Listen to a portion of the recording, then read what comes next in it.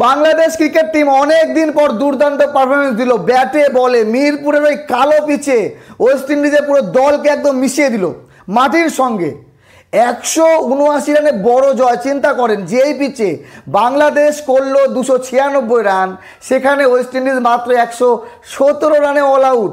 ভাবা যায় যে ব্যাটিং আজকে বাংলাদেশ করেছে, বিশেষ করে ওপেনার, দুই ওপেনার দুর্দান্ত খেলেছে, কিন্তু দুঃখজনক বিষয় একজনও সেঞ্চুরি পেল না।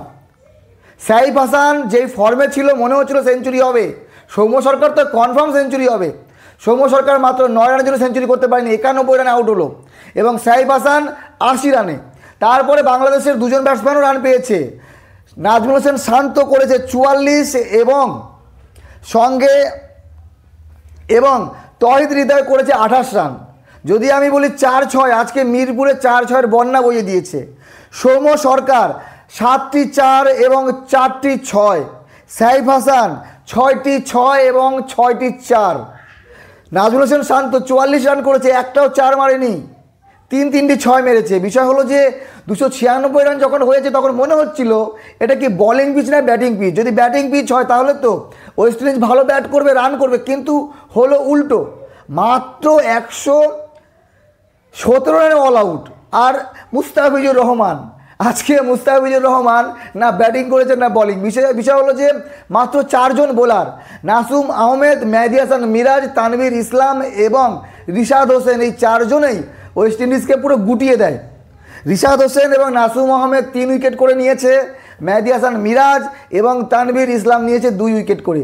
তো বাংলাদেশ ওয়েস্ট ইন্ডিজকে হোয়াইট ওয়াশ করতে পারলো না, এটা হয়তো দুঃখ থেকেই যাবে, কারণ নিজেদের ঘরের মাটিতে খেলা দ্বিতীয় ওয়ানডে ম্যাচে মনে হচ্ছিল বাংলাদেশ জিতে যাচ্ছে। শেষে একটা ক্যাচ, লাস্ট বলে সোহানের ক্যাচ ধরতে না পারা, খেলা সুপার ওভারে যাওয়া এবং সুপার ওভারে গিয়ে বাংলাদেশ রানটা করতে পারেনি। যদিও সুপার ওভারে প্রথম 2 বলেই সম্ভবত 4 রান হয়েছিল, 1 বলে ওয়াইড, তারপরে নো, ফ্রিটা পেয়ে গিয়েছিল, কিন্তু বাংলাদেশ ম্যাচ জিততে পারেনি। সব কিছু একদম সুদে আসলে বাংলাদেশ তৃতীয় ওডিআই ম্যাচে পুষিয়ে দিল।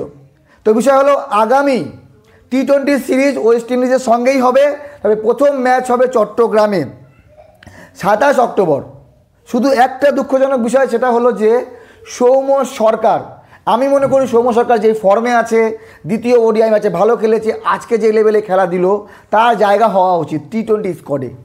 প্লেইং 11-এ জায়গা পাবে কিনা পরের কথা। আমি মনে করি বাংলাদেশের টি-20 স্কোয়াড তারা ভালো করেছে, তারা আফগানিস্তানকে হোয়াইট ওয়াশ করেছে, এশিয়া কাপে আফগানিস্তানকে হারিয়েছে, ভালো খেলেছে, কিন্তু সেখানে কোনোভাবে যদি অ্যাডজাস্ট করা যেত সৌম্য সরকারকে, তাহলে বিশ্বকাপের জন্য বাংলাদেশের পক্ষে ভালো হতো, কারণ বিশ্বকাপে ভালো একটা অপশন হতে পারে সৌম্য সরকার।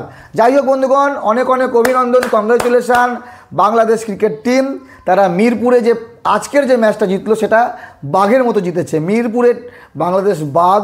তো ওয়েস্ট ইন্ডিজের মতো বড় একটা দল, বর্তমানে ওয়েস্ট ইন্ডিজ ভালো খেলছে না, কিন্তু দলটা তো বড়, দেশটা তো বড়, সেই দেশের এই ওয়েস্ট ইন্ডিজ দলটাকে যেভাবে নাকানি চুবানি খাওয়ালো, এক কথায় অসাধারণ, এক কথায় প্রশংসার যোগ্য।